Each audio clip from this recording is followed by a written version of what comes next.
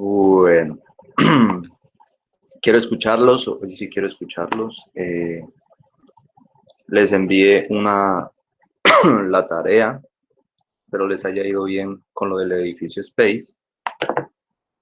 Es un ejemplo pues muy interesante que es un icono prácticamente de lo que no se debe hacer en la construcción. Y pues la idea es aprender de los errores. Entonces para eso vimos el videito, para que nos vayamos dando una idea del contexto en el que estamos y al que podemos llegar, y al que ustedes van a llegar.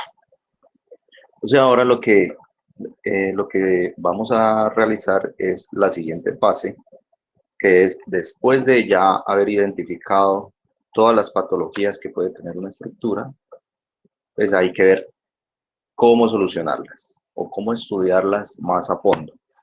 Entonces, para eso hay que realizar unos diferentes ensayos, destructivos y no destructivos. Les envié aquí unos videos, son 9 videitos, yo los tenía descargados. Estos videos yo los mostraba en clase, era una clase de videos prácticamente. Íbamos a hacer compartir y toda la cosa para ver los videitos. Pero bueno, aquí les tocó ahora ver los videitos solitos para que tengan algo que hacer, que son estos que tenemos aquí. ¿Listo?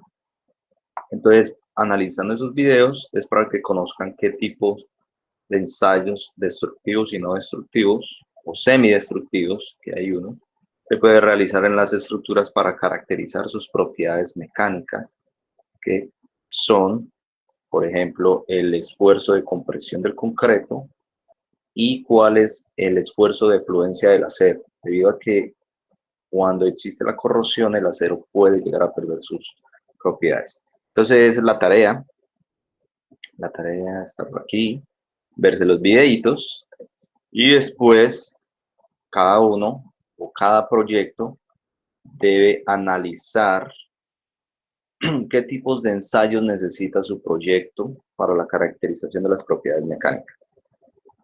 Y además tener en cuenta que a partir de las patologías que ustedes presentaron en su informe, pues deben hacer unos ensayos adicionales. Hay unos ensayos que son los generales para determinar las propiedades que les dije, y hay otros que son muy singulares que dependen de cada proyecto.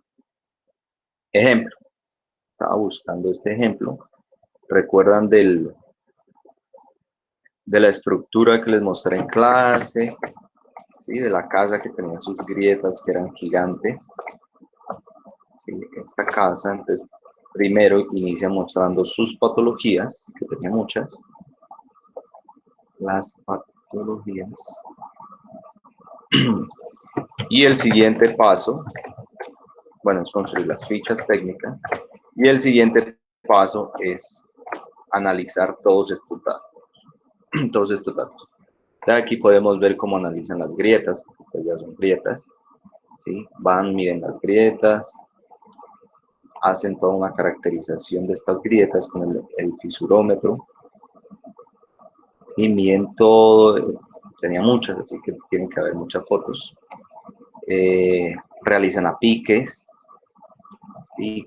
llevan el esclerómetro, toman los datos, ¿sí? El esclerómetro por todo lado. Y aquí están la lista de los ensayos que realizaron en ese trabajo. Entonces la idea es que ustedes hagan algo muy similar, ¿sí? Van a buscar, o bueno, según los videos que tienen y según este documento, en el cual lo compartí también, que se llama tipos de ensayos. Aquí pueden encontrar todos los ensayos destructivos y los no destructivos. Lo que me escribieron por ahí. ¿Cómo así? ¿Cómo así que no se está viendo nada? Pero sí, yo sí puedo ver. Yo sí estoy viendo. Yo también. No me asusten porque, Este se ve. no me asusten porque perdí 10 minutos de Profe, esa mi tarea voz. para cuándo es. Esa tarea es para una semana. Es muy fácil. Otra cosa, porque se divide en dos. La idea es presentar eso que les estoy diciendo ubicarlo en el capítulo de materiales. Ustedes habían ingresado en los 12 pasos, hay un capítulo que se llama materiales, y el otro es el que tienen que mostrar el análisis sísmico. ¿Qué pasa? No había calificado sus proyectos. Muchos de los proyectos, los juiciosos, ya tienen esto prácticamente listo, así que ellos están un poquito más relajados, pero los otros, a los que no les fue tan bien, cada uno ya sabe a quién, pues sí tiene que adelantar esa parte, que supongo que no la han hecho. Profe, en el ítem anterior, simplemente es mencionar los ensayos que se van a hacer y ya, ¿o qué más? Mencionarlos y describirlos. Aquí uno los menciona, los ensayos destructivos y no destructivos, y en este mismo documento está toda la explicación del ensayo. Por eso se los compartí, para que ustedes escojan qué ensayo y escribir cuál es su descripción, su metodología, cómo se hace. Entonces aquí está todo. Entonces vean esto. Ensayo destructivo, extracción y rotura de pruebas de hormigón, que son los cilindros de concreto. Estas normas me parece que seguramente son de otro país, pero aquí está la descripción. Entonces está la descripción, las características del ensayo, de cómo se debe realizar. Ya, entonces la idea es que ustedes lo escriban de tal forma que parezca que ustedes lo hubiesen realizado, ¿sí? Porque es todo un informe de todo un estudio que se supone que estamos realizando y pues que ustedes siguieron estos pasos. Entonces, esa es la idea, que quede como un informe que ustedes hubiesen realizado. Si quieren ponen las mismas fotos o ponen fotos de internet, no sé, pero ahí ya está toda la información. Esa es la idea. ¿Qué más? ¿Qué más? ¿Ingeniero, la asistencia la Google o cómo lo está haciendo? Yo generalmente, pues, aquí analizo quiénes están conectaditos, y como todo queda grabado, ahí veo la asistencia, pero sí háganlo por el Moodle para que quede, pues, que ustedes queden de manera virtual de que asistieron, porque si no, la única persona que podría saber que asistieron soy yo. Pero si llegan a visitar la página y dicen, no, pero ¿cómo así? Nadie está asistiendo a sus clases. Es porque ustedes no han ingresado en el módulo. Pero bueno, ¿qué más preguntas? La clase es cortica. Ingeniero, yo tengo una pregunta. Cuéntame. Es que para lo de la fuerza horizontal equivalente, nosotros calculábamos un peso, pues si lo hacíamos con tabla. Y ese peso era cuando sumábamos el peso propio, la carga muerta adicional, y era como el 25% de la carga viva. Ajá. Pues, Para calcular este peso, ¿lo hacemos de la misma forma o simplemente sacamos el peso que ya nos da el ETAPS? no simplemente el peso que ya les da el detalle, pero si tuvieron en cuenta que la masa de la estructura la va a tener a partir. ¿Están viendo todos el modelo? El Sí, modelo, bueno. ¿verdad? ¿Sí? Entonces, en define, Porque es que mass creo que source,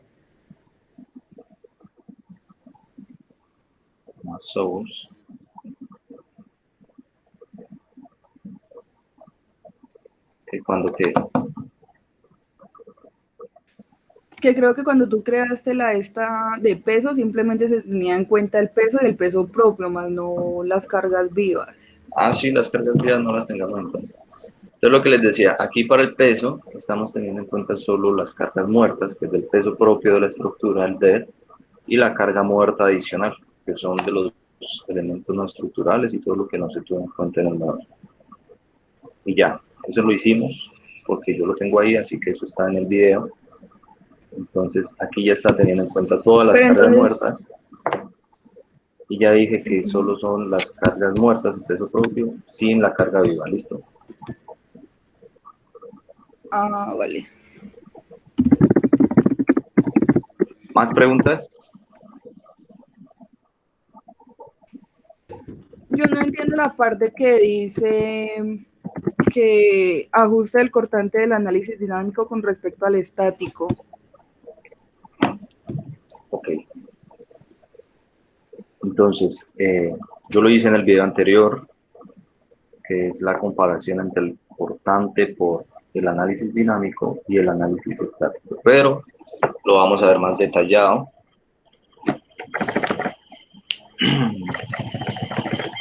Es el capítulo 4, para que lo tengan en cuenta. El capítulo 4 de la norma es el método de fuerza horizontal equivalente. Entonces, en todo el capítulo 4 ustedes van a encontrar todos estos factorcitos, dice U, el periodo aproximado. Esto no lo explico porque ustedes ya se supone que lo vieron. Igual todo está aquí, que dependiendo de su sistema estructural van a tener estos factores y les va a dar el periodo aproximado de su estructura, el cual multiplicado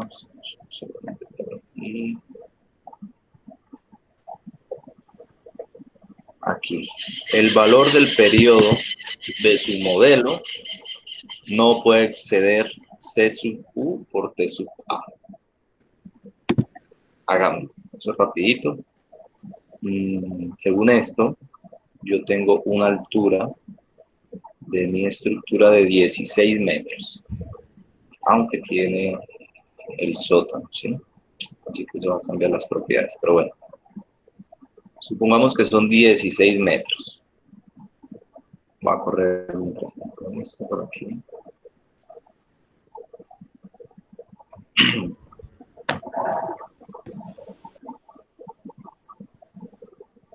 Entonces vamos a hacer esta comparación. A sub B por F sub B. Me parece que nosotros tenemos un programito.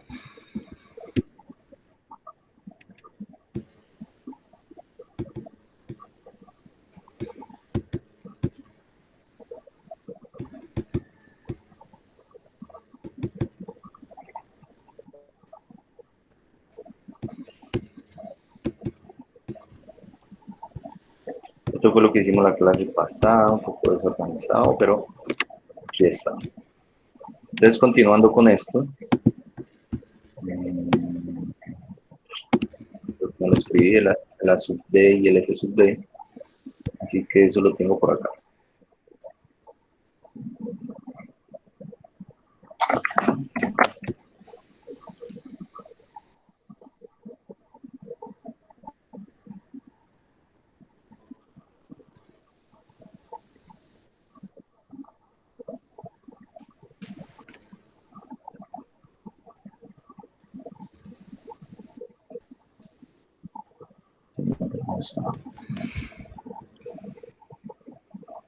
Vamos a abrir el otro, está un poco más lento, pero bueno.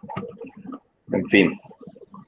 Entonces nosotros para determinar el C sub U, pues esta ecuación 1,75, vamos a escribirla.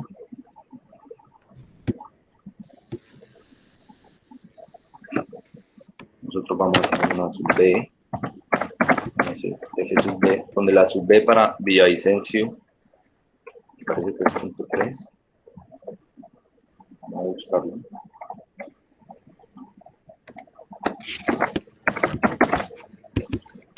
Villavicencio.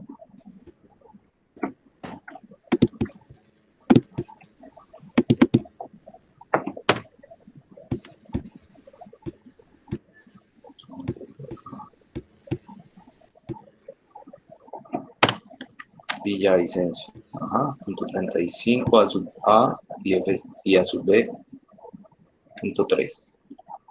Ahí también nos pregunta por el F sub B.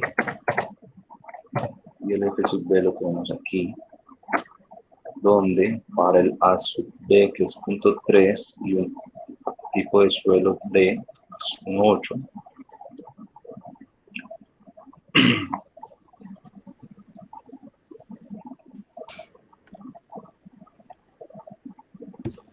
Entonces aquí tenemos que es un 8, por lo tanto, C sub U me dicen que es, vamos a buscar otra vez,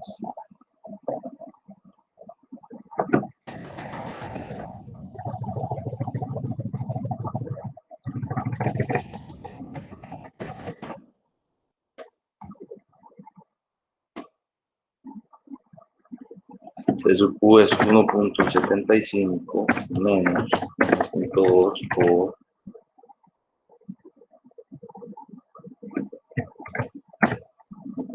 por A sub B por F sub D. Entonces nos da un C sub U de ese valor y nos dice que el periodo aproximado, el TA, depende de C sub D, que es 0.047 y un alfa de 0.9. ¿Sí? Para pórticos resistentes a momento en concreto reforzado. Son estos valorcitos. Y la altura, yo tengo una altura de 16 metros. Por lo tanto, vamos corriendo esto.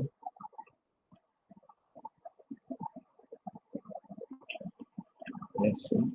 Por lo tanto, mi periodo aproximado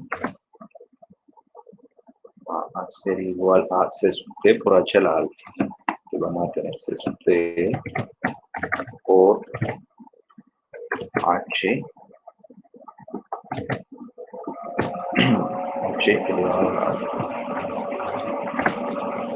Y me dice que mi periodo aproximado debe ser 0.57 segundos, pero que el periodo natural de mi estructura no puede ser, no puede exceder C sub U por T sub A. C sub U por TA. Así que vamos a tener que TA por... otra cosa. Ven aquí. Es este valor, pero C sub U no debe ser menor que 1.2. ¿Cuál es menor? Entonces le ponemos, si esto es menor que 1.2, aquí debe estar 1.2. Si no, debe estar el mismo. Ahí está, 1.2. Por lo tanto, el C sub U por TA va a ser TA por el valorcito que aparece aquí. Entonces, esto está en segundos también. Y me dicen que el periodo natural de mi estructura no debe... El periodo natural T no puede ser C sub U por TA. Así que él no puede ser mayor a este valor. Vamos a ver aquí. Eso. ¿Me están escuchando o no? Sí, señor. Sí, señor. Sí, señor. Bueno. Y entonces yo ya tengo mi modelo. Yo puedo ver según los modos de vibración, esto es importantísimo, los modos de vibración de su estructura son los que nos van a decir si su estructura está bien modelada o no. Porque la estructura pues debe representar el movimiento de una estructura real. Así que si ustedes tienen unos periodos naturales que están en 1000, que están en 2000, 10.000, pues eso significa que su estructura está un poco mal. ¿Listo? Así que hay que analizarla bien. En mi caso, tengo una estructura con un periodo de 0.757. ¿Sí? Aquí nos está diciendo el periodo natural de esta estructura. Lo vimos, fue para analizar. Aquí está. Esta versión es un poquito lenta, pero el periodo está es el primer modo, y está en dirección X. Y podemos ver el desplazamiento de la estructura en X. Y su periodo es 0.757. Entonces me dicen que para el análisis, el periodo a nosotros nos está dando 0.757 segundos. Pero para el análisis nos pregunta, o según la norma nos dice que el periodo no puede exceder este valor. Así que el periodo no puede ser mayor a este, pero a nosotros nos está dando, según el modelo, un periodo mayor. Por lo tanto, podemos decir que el periodo de análisis va a ser el menor de esos dos. ¿Ok? El cual es el que exige la norma. Ese va a ser nuestro periodo de análisis. ¿Para qué nos sirve determinar ese periodo de análisis? Para escoger el factor K. Ese factor K nos dice, para periodos menores a 0.5 segundos, K es igual a 1. Pero para periodos entre 0.5 y 2.5, el K va a ser igual a esta ecuación. Así que para eso nos sirve este periodo de análisis. Para determinar este factor K, que es 0.75 más 0.5, el periodo de análisis. Ese es nuestro factor K. Y este factor es el que ingresamos aquí a ETABS. Ahora lo vemos. Bueno, ¿cómo lo hacemos? Aquí quiero que vean que el desplazamiento pues se está presentando con respecto al sentido X. Vamos a ver si esto nos da para que muestre cómo baila la estructura. Dejémoslo que piense un poquito. Y volvemos acá. Entonces con este periodo K, este factor K es el que ingresamos al modelo. Y este factor K nos va a servir para determinar los coeficientes de la fuerza horizontal equivalente.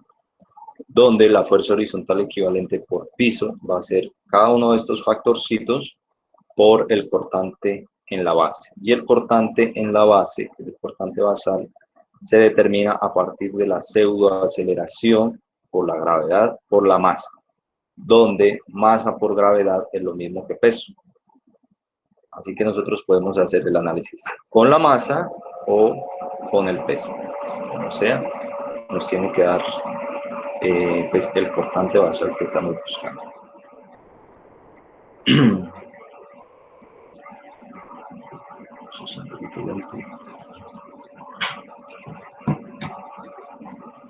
Bien. Ahorita que termine de hacer eso,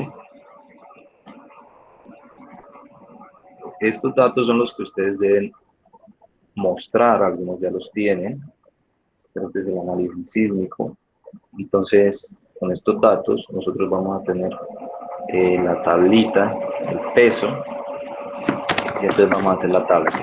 Yo les envié también en la plataforma está el análisis sísmico que les proponía.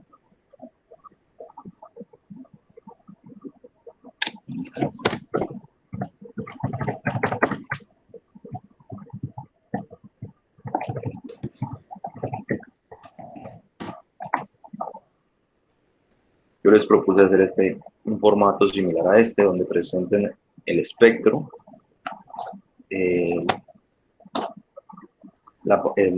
la relación de la participación de masa modal, donde para cada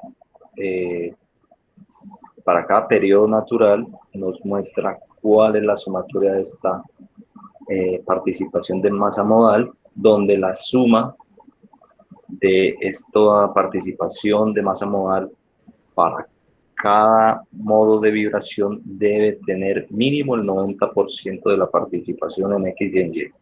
Entonces podemos ver que con el tercer modo de vibración ya estaríamos representando el 90% de la masa modal. ¿Dónde está eso? Eso está en el título A, en el capítulo 5 del análisis dinámico, que es el análisis dinámico. ¿Sí? Son dos análisis diferentes, un análisis estático y un análisis dinámico, donde nos dice, aquí tiene que estar lo del 90, aquí, número de modos de vibración. Deben incluirse en el análisis dinámico todos los modos de vibración que contribuyan de una manera significativa. Bueno, y bueno, se considera que se ha cumplido este requisito cuando se demuestra que con el número de modos empleados se ha incluido en el cálculo de la respuesta de cada una de las direcciones horizontales de análisis por lo menos el 90% de la masa participante de la estructura. Eso es lo que hay que cumplir Y eso uno lo analiza, lo analiza teniendo en cuenta el número de la sumatoria de la participación de masa modal por cada periodo natural. Entonces, por cada modo de vibración. Entonces, aquí hasta el tercer modo ya habíamos cumplido con el 90% de la participación de masa modal, y en el análisis pues estoy teniendo en cuenta 6 modos de vibración. Así que pues estamos sobrados con ese requisito. Esta tablita se utiliza, son las propiedades dinámicas según A542, seguramente es el capítulo que estábamos viendo, y se utiliza para verificar el análisis dinámico, que lo que vamos a calcular o lo que el programa está calculando por el análisis dinámico, pues está cumpliendo con la norma, que es el 90% de la participación de masa modal. La tablita que les decía es esta, la que estamos construyendo en Excel. ¿Sí? Vean el TA, C sub T. Ingeniero, Bueno. y la tabla anterior, la bota de tabs, la de los modos de vibración, ¿dónde están todos? Sí, ¿Dónde cumplen esa era la el- que les íbamos a hacer. Sino que para analizar los modos, primero hay que ver cómo vibra. Vean que la estructura vibra en sentido X para el primer modo de vibración, ¿sí? Ya, solo para eso lo hicimos. Para ver cuál era el sentido de análisis en el que la estructura estaba vibrando con su periodo fundamental, el cual es el primer modo de vibración. Entonces ya vimos que el primer modo de vibración está en sentido X, que era obvio porque la estructura pues, es más flexible en ese sentido por su geometría y por la distribución de columnas, las cuales tenían, me parece, la misma sección. Entonces es más débil en este sentido con respecto al sentido Y. Por eso se mueve más en X que en Y. Bueno, por eso no me gusta esta versión, porque es muy lenta. Esta es muy lenta y la otra se cierra. Ingeniero, una pregunta. ¿Sí? Si, por ejemplo, en tu caso que el periodo dinámico te está dando mayor que el estático, no se debe como, no sé, cambiar las secciones del modelo o algo así para que disminuya el periodo, porque es que como nos dicen que el periodo máximo debe ser de 0,68, pues en tu caso. Sí, sí, pero no. ¿Por qué? O sea, este periodo es el periodo de análisis. Solo es el análisis con el que estamos trabajando los cálculos para determinar las fuerzas, que es este factor K. Si yo utilizara este periodo, este factor sería diferente y todos los cálculos pues son diferentes, pero todos los modelos no pueden ser exactamente lo que dice la norma, o sea, no pueden cumplir. Todas las estructuras que sean de 16 metros de alto no pueden cumplir todas con este periodo natural, ¿sí? Es muy difícil de que todas las estructuras cumplan eso. Entonces lo único que nos ponen es un límite. Dicen máximo hasta ese periodo natural puede usar para realizar los cálculos. Si el periodo natural nos hubiese dado menor, por ejemplo, punto 5, trabajábamos con el periodo natural del modelo. Pero es por eso que no todas las estructuras pueden cumplir con eso. Pero entonces, para analizar... Por eso, pero o sea, no debemos hacer ninguna modificación. No. Bueno, para analizar el análisis dinámico, vamos a ir a Display Show Table y vamos a ir a Structural Code y el análisis de la información modal. Entonces nos pide ver cuál es la participación de masa, ¿cierto? Seguramente es esta. Masa, ¿sí? La relación de la participación de masa modal. Vamos a darle OK. Y aquí nos sale el periodo natural 1, que vean que tiene, esto era lo que quería que veamos. Ustedes vieron que en X se movía mucho, y véanlo aquí. La participación de este periodo natural es mucho mayor en X que en Y. Aquí es un 62%, mientras que acá es es un valor casi cero. Pero en el otro sentido, para el periodo natural, del modo 2 es 0.68, pero vean su participación.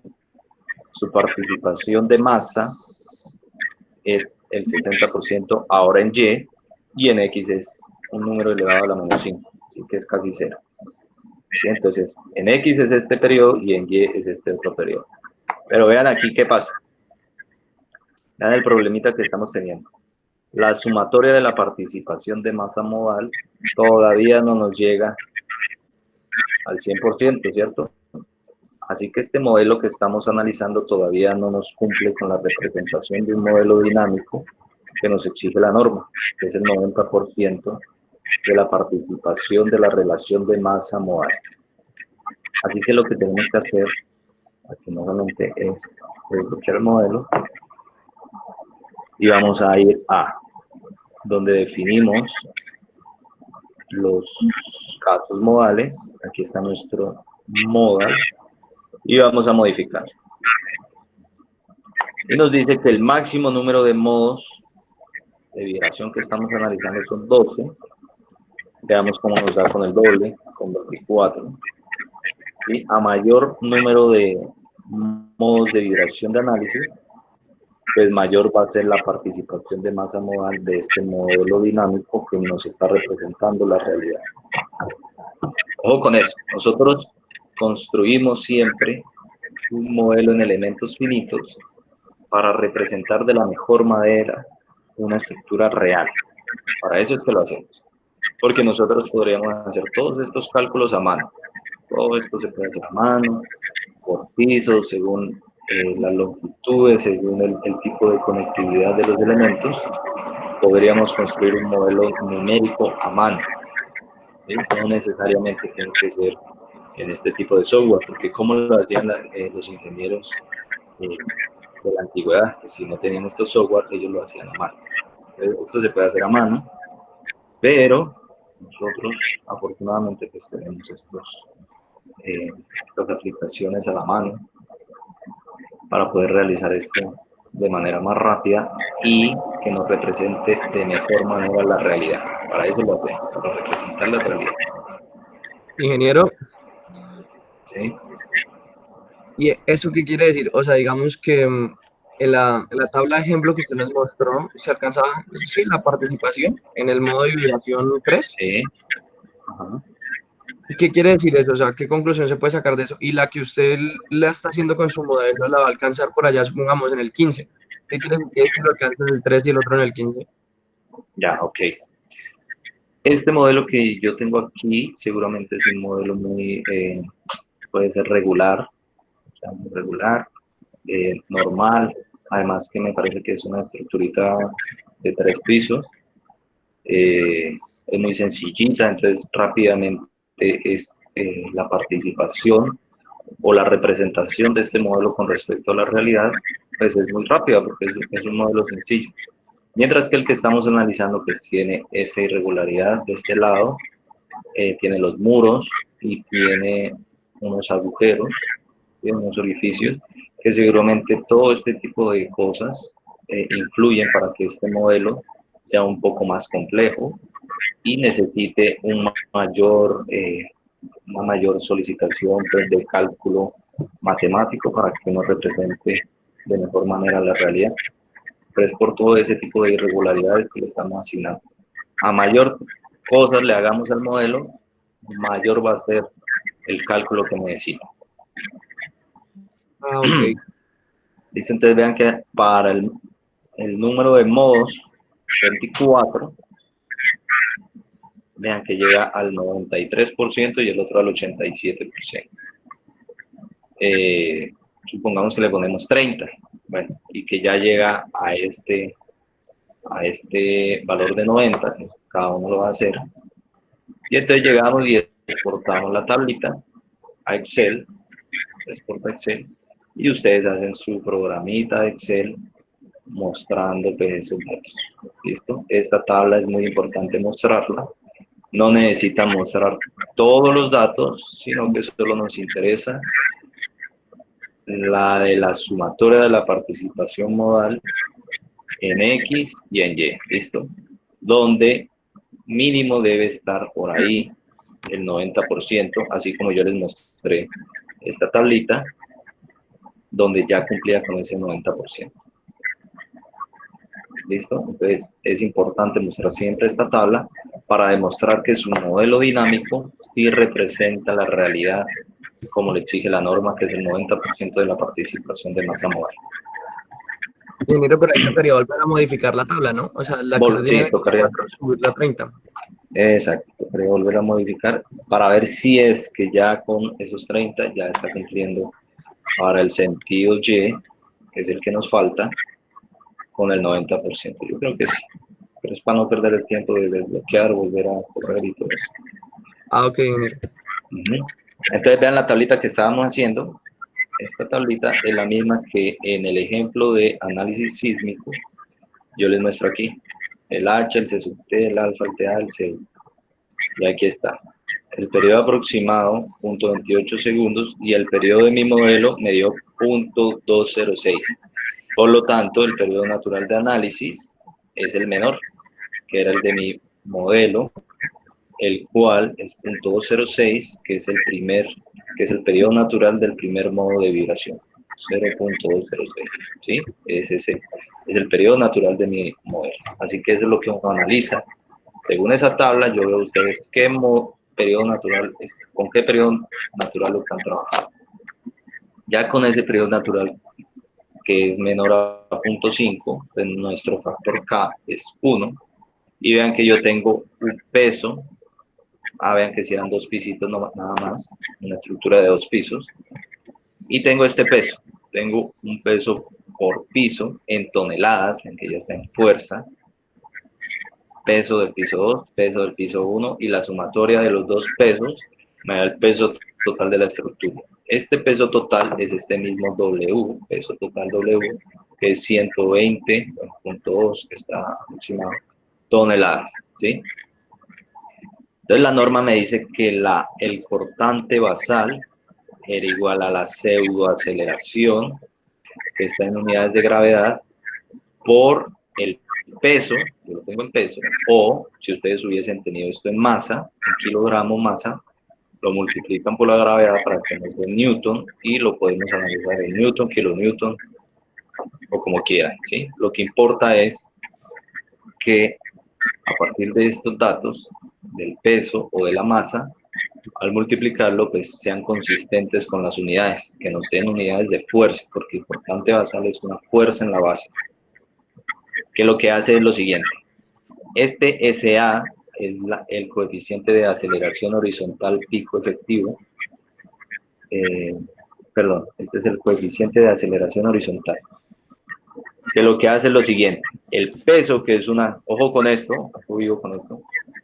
El peso, que es un peso, es una carga vertical, es una fuerza vertical que va en dirección a la gravedad, ¿sí?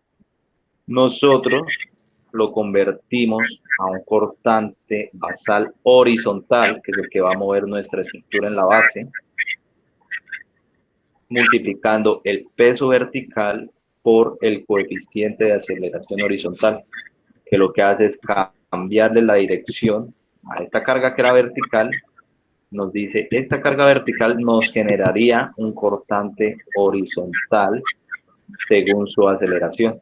¿Sí? Él lo cambia, le cambia la dirección. Eso es lo que hace el coeficiente de aceleración horizontal. Le cambia la dirección al peso, la cambia a horizontal. Y ese es nuestro cortante basal.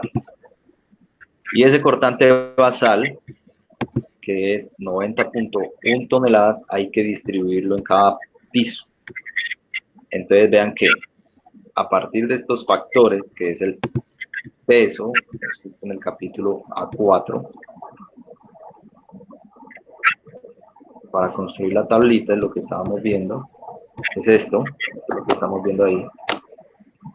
Vean que es la masa por cada piso, por H elevado a la K, sobre la sumatoria de la masa por H elevado a la K. Este C sub Bx es el mismo que yo les estoy mostrando aquí en esta tabla. Yo lo tengo como C sub Bi, porque se hace el análisis para X y para Y. Bueno, es lo mismo. Entonces tengo el peso por H elevado a la K. Eso es. Este peso por esta altura, es la altura del piso, no es la altura total. Ojo con eso. Es el peso por este valor, pero este valor elevado a la 1 me da este valor. Saco eso por los dos pisos, lo sumo, me da 324 y cada factorcito lo divido entre la sumatoria. ¿Sí? Este dividido entre este me da este. Y este dividido entre este me da este. La sumatoria de ellos me debe dar 1, que lo que representa es que yo estoy teniendo una sumatoria de la representación por piso de esta fuerza horizontal. Y entonces multiplico este C sub B, que era lo que me decía la norma, C sub BX, que lo calculamos, por el cortante basal me va a dar la fuerza en cada piso. Y así yo ya tengo la fuerza en cada piso. Entonces, esta es su fuerza horizontal equivalente, que sería el análisis estático. Nosotros hemos realizado un análisis estático a partir de estos datos. El análisis dinámico es... Ingeniero, qué pena antes de que continúe. Sí, sí, cuéntame. En ese análisis estático del que usted menciona, ¿cómo así que usted lo denominó CBI y le quitó la X? ¿Cómo así? O sea, ¿es la misma vaina? ¿O por qué fue lo que hizo? ¿Por qué fue que lo denominó así, CBI? O sea, Sí. ¿no lo analizó en Y o qué? ¿Cómo es la cosa? ¿No se analiza en Y? Por eso, es que esta ecuación, siempre que yo la explicaba, me decían, pero es que solo se hace en X. ¿Sí? A mí siempre me dicen, solo se hace en X, que no lo hice en Y porque ahí decía que era FX y no FY. Yo, no, pero ¿cómo así? Si hay que hacer el análisis en X y en Y. Entonces, por eso fue que yo creé mi propia norma y le puse I, para decir que C sub BI es en X y en Y. Ya, es para no generar la confusión. En vez de X le puse I. O sea, aunque la norma diga X, ya la norma también lo está interpretando en X o en Y, ¿no? Sí, es en X o en Y, exacto. Por eso lo pongo así. Eso, o sea, y el análisis nos da igual, en X y en Y da lo mismo. Entonces, por eso yo...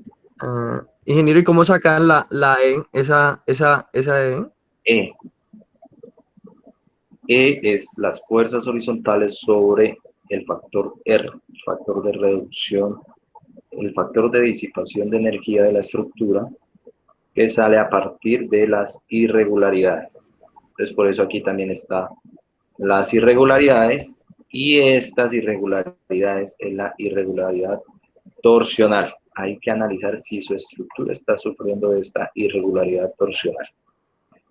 Todos estos otros se pueden analizar, prácticamente son muy visuales, de que si cumplen o no cumplen. En mi caso yo no tengo esquinas, no tengo orificios grandes, no tengo este desplazamiento de los planos de acción, este sí lo tengo, ¿sí?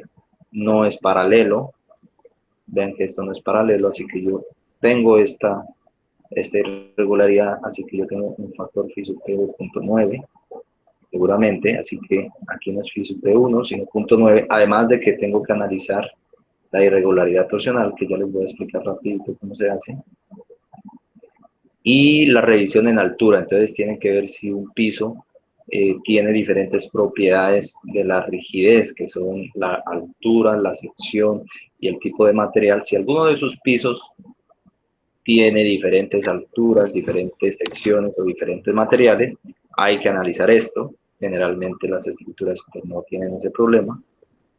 Otros, los que tienen una distribución de masa mayor en algún piso, por ejemplo, los que tienen piscina, de pronto pueden tener este tipo de irregularidad, porque una piscina pues genera una masa mucho mayor en un piso que con respecto a otro, entonces hay que analizar esto. Los que tienen, bueno, los que les cambia su geometría. Ingeniero de un parqueadero. Por eso, tienen que analizar eso. Los de parqueadero, pero no, porque los de parqueadero son cargas vivas, lo que cambia. Mientras que la piscina la estamos teniendo en cuenta como una carga muerta. Aquí nos dice la distribución de masa. Así que es masa, no cargas. Sí, por allá. Ingeniero, pero una pregunta. Por ejemplo, nosotros tenemos piscina, pero nosotros solo tenemos 2 pisos y solo estamos analizando un piso. Por eso. Entonces, no les toca hacer esto. Pueden decir, Sería para el caso donde tuviera 3 pisos. si tuvieran 3 pisos, sí les tocaría hacerlo. Bueno, no sé si alguno lo tengan, creo que sí. En planta que cambia. Yo tengo en otro tenemos del sótano. Ya, un momento, todavía no llegamos a lo del sótano. Si tiene irregularidad geométrica, si la columna se mueve dentro de su plano de acción, sí o no. Y esto si en algún piso cambian la distribución de los muros o columnas o en fin, lo que sea que cambie la rigidez del piso. Esa es la irregularidad en altura. Y este es el más importante de todos, que generalmente muchos caen en debido a que el factor de ausencia por redundancia depende del número de columnas que tenga cada pórtico. Mínimo deben ser 2 columnas. Por ejemplo, yo analizo mi estructura en sentido X y yo veo que este pórtico tiene 1, 2, 3, 4 columnas. Y si la analizo en Y, veo que tiene 1, 2, 3, 4, 5, 6, 7, 8. 8 columnas. Si tuvieran 2, si solo tuvieran 2, yo tendría esta irregularidad por ausencia de redundancia. Eso lo pueden encontrar. Eso es lo que no tiene el space. Eso tenía el space. Yo no me he visto esos videos. Y venga, lo de las irregularidades son valores que se suman o es un valor en específico, Bueno. porque digamos uno puede Bien tener por la varias pregunta. irregularidades, ¿no? Sí, señor. Si ustedes tienen, por ejemplo, en este caso el que yo les mostraba, si tienen la irregularidad, por ejemplo, esta, de torsión extrema, que es 0.8, y además, como yo les comenté que tenía esta, la tipo 5P de los sistemas no paralelos, que es la de 0.9, entonces me dirán, ¿cuál uso? O 0.8, 0.9, los sumo, los multiplico, ¿qué hago? Como el factor de ausencia, los factores, estos factores de reducción en altura planta y ausencia de redundancia son uno solo, escogen siempre el menor. El menor de esos factores que les dio en planta, escogen uno, el menor. En altura, escogen el menor que les haya dado de las irregularidades en altura, ¿sí? Escogen el menor de estos. Y por redundancia se hace un análisis en X y en Y. Ojo con eso, en X y en Y. Así que ustedes pueden tener diferentes valores de este R en X y en Y. Puede ser. Así que les recomiendo que no tengan una sola tablita, sino que diga Rx y Ry, porque este factor de ausencia de redundancia se analiza en X y en Y. Pueden ser diferentes de que ustedes tengan 2 columnas, por ejemplo, esto que hubiese venido de esta forma, sin esto. Bueno, si yo elimino esto, no elimino porque lo tengo bloqueado. Si yo no hubiese tenido este pedacito y solo hubiese tenido estas 2 columnas, yo tendría ausencia de redundancia en X, perdón, en Y, ¿sí? Pero en X no, porque en X tengo 8 columnas. En Y sí, porque solo tendría 2. Así que estos coeficientes son diferentes en X y en Y. Y vean que mi R es 4.725. Pero entonces, ese R no variaría, también depende entonces de los ejes, porque puede ser que en un eje X tenga 2, pero en otro eje X tenga 4. Eso Sí, la redundancia de los ejes, ¿no? Sí, es de los ejes. era lo que estaba explicando. Sí. Ingeniero, pero entonces lo que respecta a eso no es una suma, sino que se escoge la menor en lo Sí, que, la en menor. lo que es planta y altura, y a diferencia de la R, en la redundancia. Vale. Sí, señor. Bueno, y para terminar, vamos a realizar este análisis que este es el que tienen que analizar todos, que vi que todos se lo saltaron, que es la revisión de la irregularidad torsional. es una irregularidad torsional 1AP o la torsional extrema 1BP.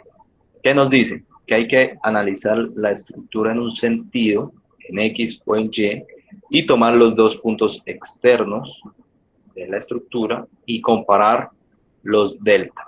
Según los delta, son las derivas que tiene la estructura. Entonces tenemos que analizar las derivas que tienen en un punto y en el otro, según el sentido de análisis. Entonces vamos a hacer eso. Nos vamos a ir al último piso en planta, en mi caso es el piso 4, y yo voy a realizar el análisis. Hay que hacerlo para los dos sentidos, en X y en Y. Si yo voy a analizar cómo se desplaza mi estructura en sentido... Perdón, ¿alguien preguntó algo? No, bueno. Si yo voy a analizar cómo se desplaza mi estructura en sentido X, que es en esta dirección, la idea es que cada nodo de aquí se desplace igual o prácticamente igual. Que lo que significa es que no tiene una torsión. Lo que tendría una torsión es que este se desplace muy poquito y este se desplace mucho. Si eso pasa, toda esta parte de abajo prácticamente se estaría moviendo así y es cuando tenemos torsión. ¿Ok? Pero si todos estos nodos se me desplazan igual, cuando yo analizo su movimiento en X, significa que la estructura no presenta esta irregularidad torsional. ¿Ok? Ese es el análisis.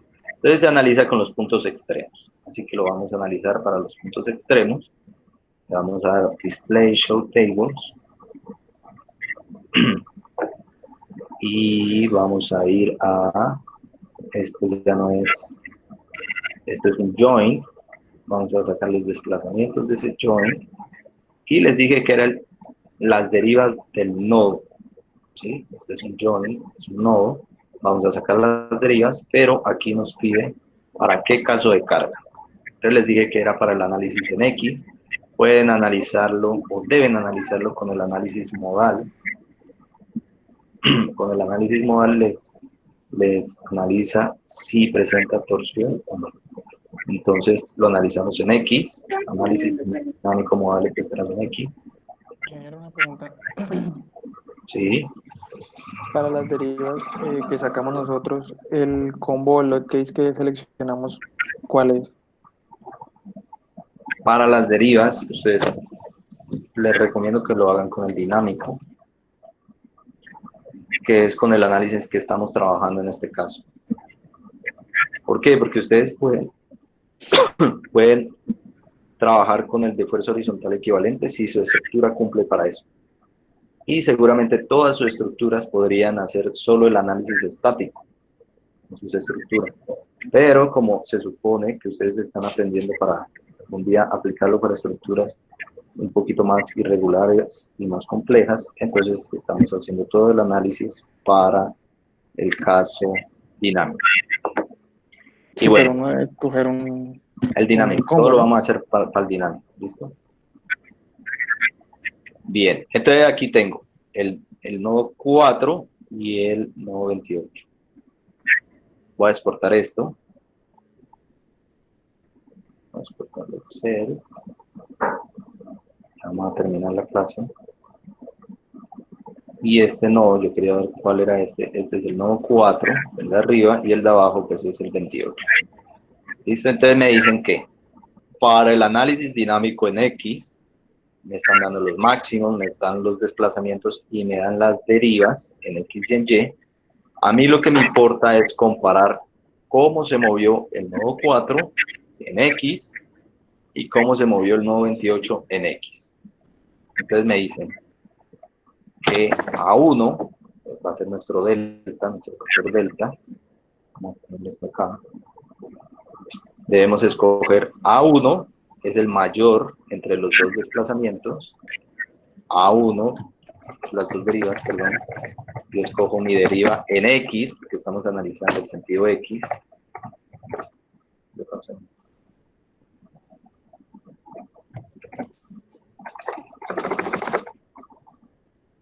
A1 tiene que ser igual a este valor. Bueno. Pues seguramente entonces con coma.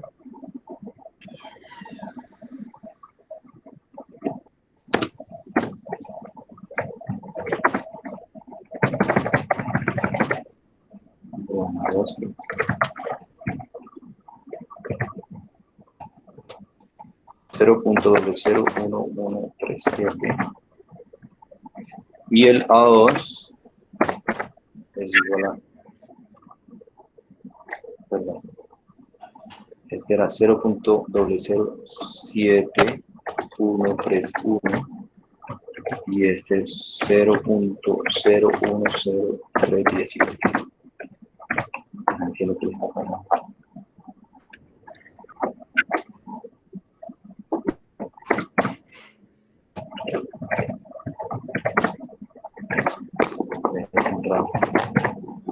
Bueno, vamos a copiar estos datos en una tablita. De pronto es ese Excel que nos está molestando.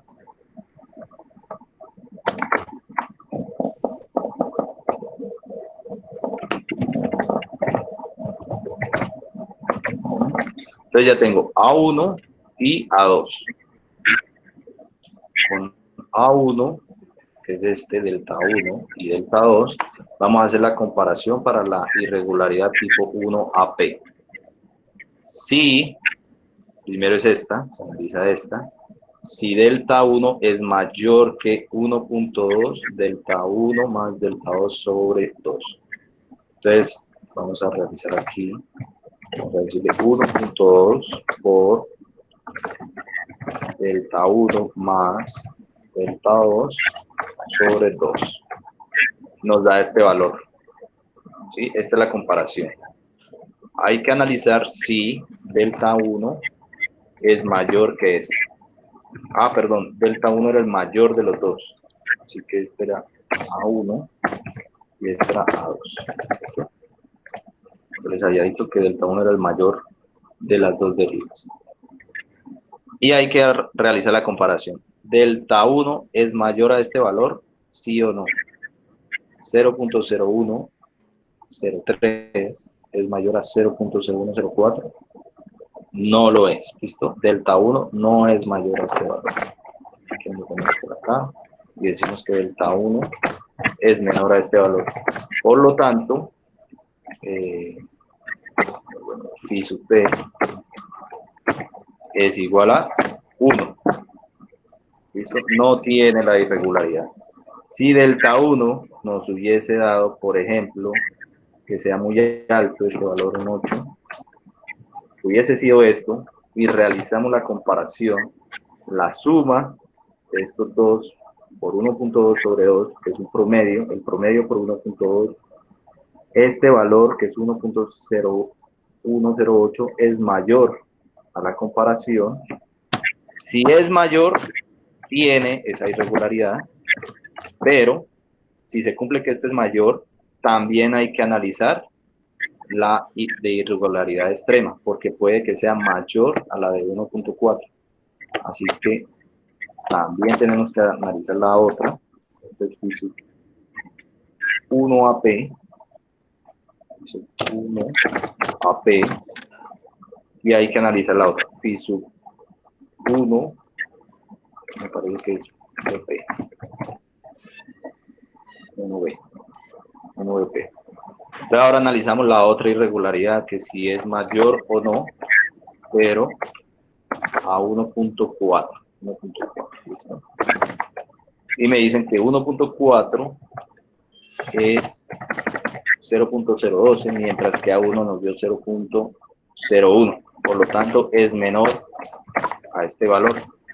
Así que no tiene irregularidad torsional extrema. Por lo tanto, este factor es menor. ¿Listo? Así es como se calcula. Tienen que hacer lo mismo, pero en el sentido Y. Para el sentido Y, ya no escogen estos, que quitan este y este, pero puede ser ese mismo.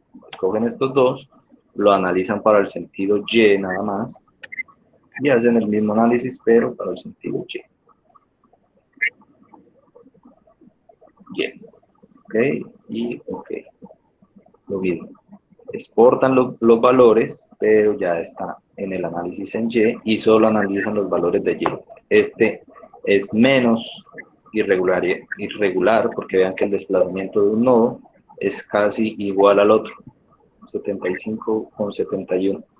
Así que él tampoco va a tener esa irregularidad torsional, ni la 1AP ni la 1BP.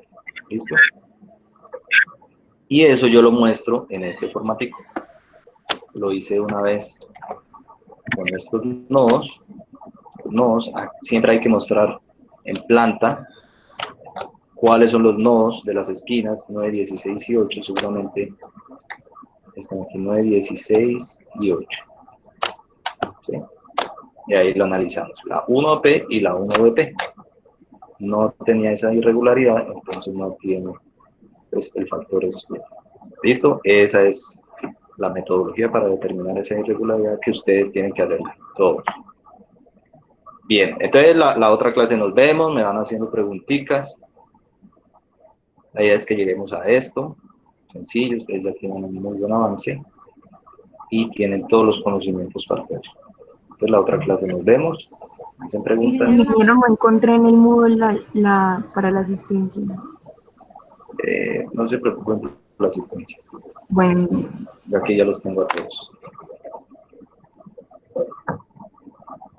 Bueno, Ingeniero, entonces de 12 a 2. listo, de 12 a 2. Listo. Ahí nos vemos. Bueno, gracias. ¿Esto va a subir el video? Dale. Sí, claro, yo lo subo ahorita a YouTube. Bueno, gracias.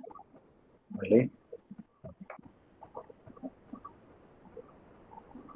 ¿Alguien más? Ingeniero, Ingeniero, una pregunta. Al volver todo lo que de las irregularidades, ¿Cómo? tocaría volver a cambiar el R modelo, ¿cierto? Sí. Si a nosotros el R, que en este caso, por ejemplo, que haya tenido esto, nos da otro R, como el que yo les mostré, este R es diferente, es 4.725, entonces vamos al modelo y donde realizamos o donde definíamos, parece que era aquí, el E sub X, hay que desbloquearlo,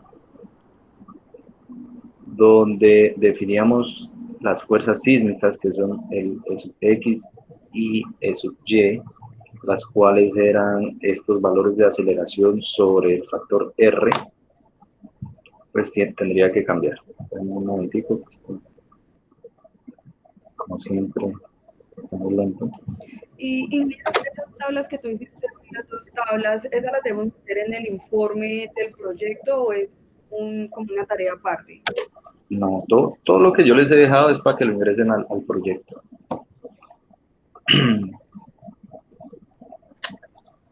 Entonces yo vuelvo a verificar, según el espectro que yo tenía, mi coeficiente de aceleración era 1.0062, ¿cierto? Entonces, en low patterns, nuestras fuerzas sísmicas, que eran EX y EY,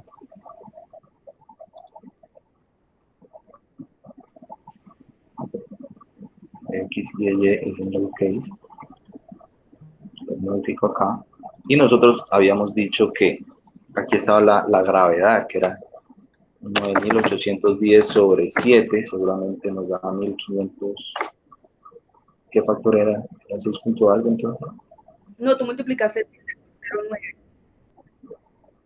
No, pero el de ahorita sí. Entonces supongamos que yo tengo este factor de disipación de energía 4.725 y entonces voy a decir que es 9.810, que es la gravedad, sobre 4.725. Y esa es nuestra fuerza sísmica en X. Y lo mismo lo hacemos para Y. Recuerden que a X y a Y puede ser diferente según el coeficiente de ausencia de redundancia, porque es diferente en X o en Y. ¿Listo?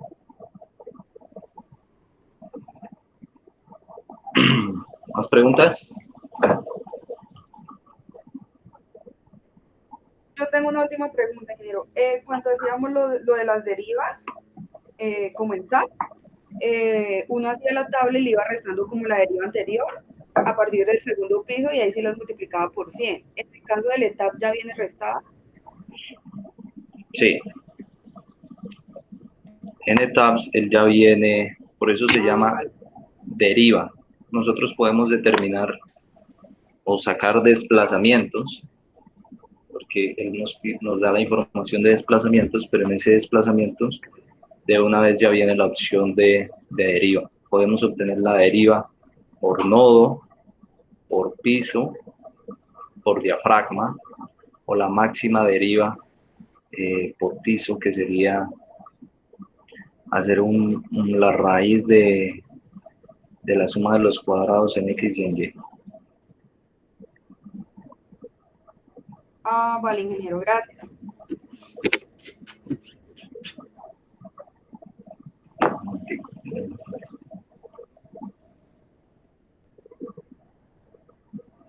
No. Bueno, en Display Show Tables, Structure Output y Displacement. Ahí aparece toda la información de deriva.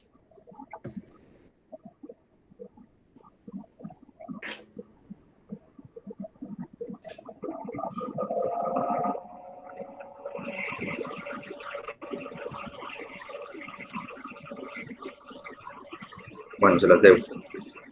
Dejemos hasta ahí. Dejemos hasta ahí. Y igual el viernes nos vemos con más preguntas. Vamos a ver. Display Show Tables. Nosotros podemos obtener en los joins los desplazamientos y aquí nos dice si lo queremos como desplazamientos, que era lo que sacaba SAP. SAP 2000 solo saca estas dos partes, no saca derivas, mientras que ETAP sí hace las derivas, que calcula estos desplazamientos sobre la altura del piso. Resta el desplazamiento del piso anterior con respecto al actual y lo divide entre el piso. ¿Por qué? Porque él ya sabe cuál es la altura del piso. Entonces él calcula directamente estas derivas. Drifts son derivas. Entonces todo lo que diga drifts son las derivas. Entonces la deriva por piso y la que les decía, las máximas derivas por diafragma y por piso, que es en X y en Y. Aquí también pueden obtener la ubicación del centro de masa. Y bueno, eso es todo. Quiero que le vayan trabajando y el otro viernes llegan con preguntas. ¿No, muchachos? Vale, ingeniero, gracias. Profe, ¿esa tarea al otro miércoles? Gracias, ingeniero. Sí, Sí, bueno, gracias. lo que tienen es tiempo.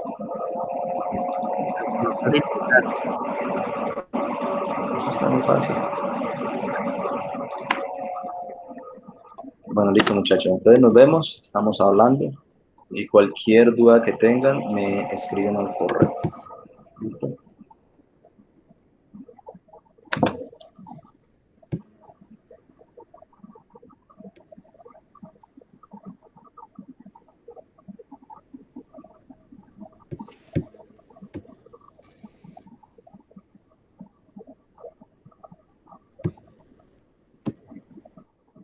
Una.